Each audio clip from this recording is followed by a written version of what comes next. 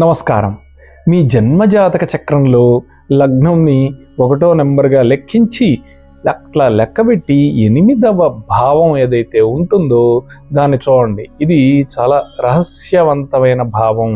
ఇది మన జీవితంలో దాచిన కోణాలను చూపిస్తుంది.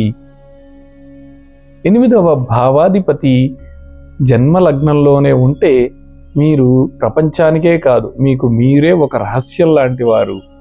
మీకు నిజంగా ఏమి కావాలో, ఏం చేస్తే మీకు ఆనందం కలుగుతుందో, ఏది మిమ్మల్ని బాధ పెడుతుందో ఈ విషయం మీ లోపల మీరు కన్ఫ్యూజన్తో నిండిపోయి ఉంటారు.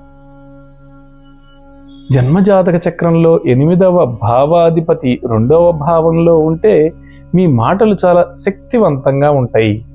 మీరు మీ నోట్లో నుంచి వచ్చిన ఏ మాటలకైనా దానికి చాలా బలం ఉంటుంది.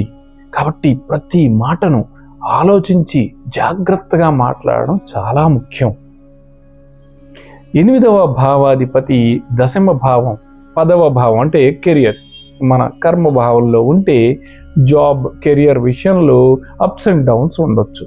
కానీ ఒకటి మాత్రం ఖచ్చితం, మీరు పట్టుదలతో క్రమశిక్షణతో కనుక ముందుకు వెళితే చాలా ఉన్నత స్థాయికి చేరే యోగం ఉంది. 8వ భావాధిపతి 12వ భావంలో ఉంటే మీ ఒంటరితనం, అదే మీ బలమైన ఆయుధం.